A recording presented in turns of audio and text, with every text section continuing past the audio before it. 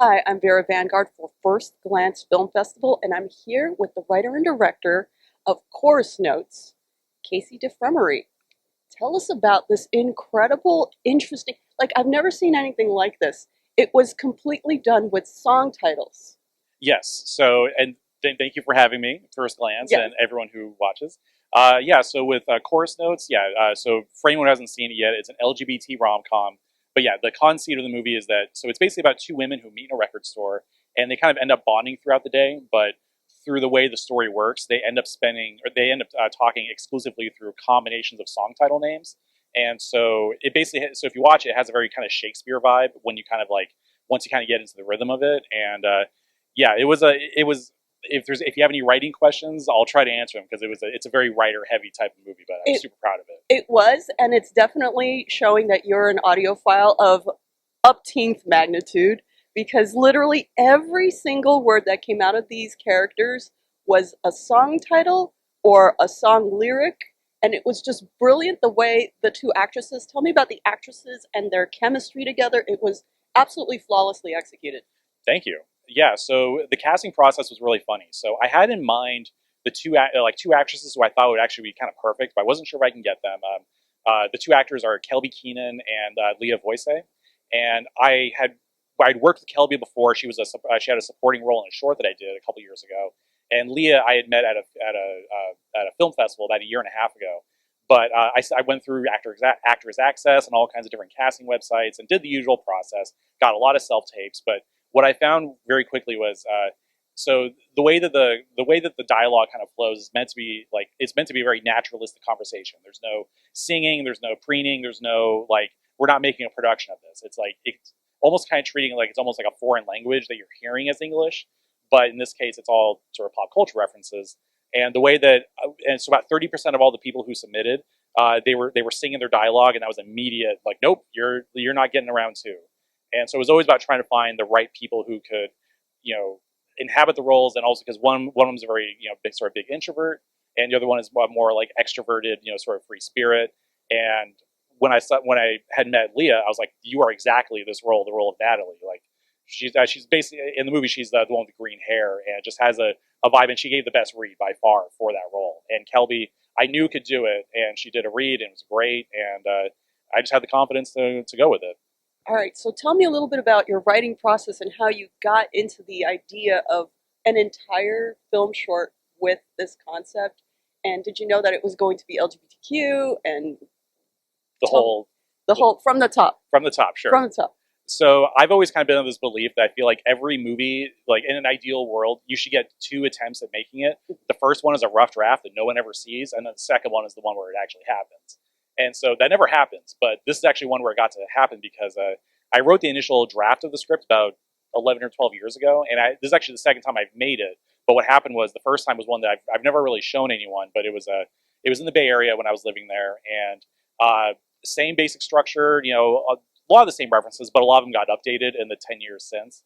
And everyone did their job well, but I wasn't happy with the work that I did on it.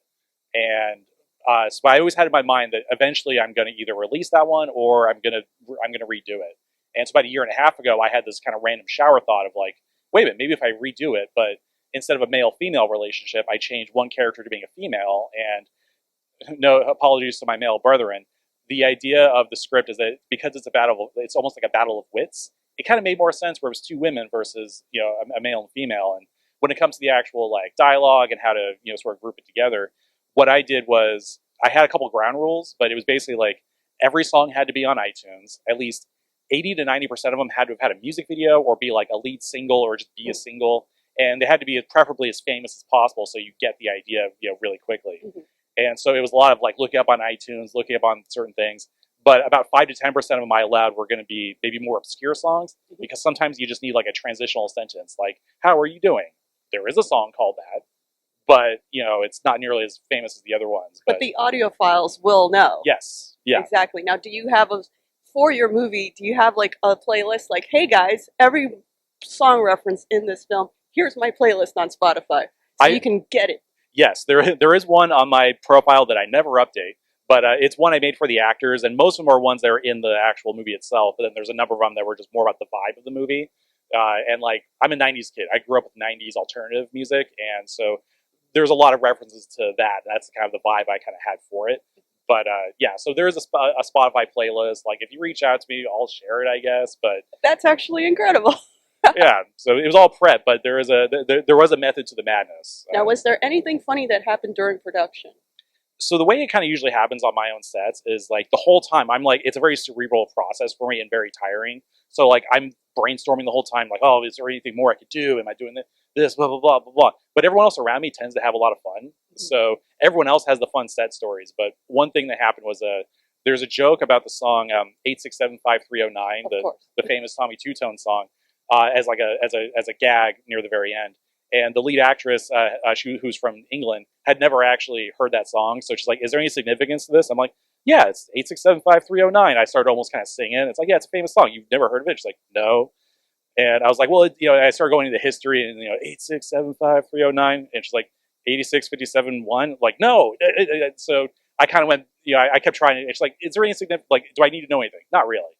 It's like, okay. And then she just did it. And so I was kind of like, so that's one of those things where you realize, oh, that song didn't cross the pond. Right. But it hits with everyone here, though. Yes. Yeah. As long as you can read the handwriting, that's the important thing. But yeah, so there's a lot of kind of moments like that of just kind of trying to bridge the gap. But it was a one-day shoot with like a few pickups later on, but it was a very smooth day. So there's no buildings burning down or anything like that. I'm sorry to say. Actually, I find that when something's meant to be, it goes smoothly. Mm-hmm. So. Yeah.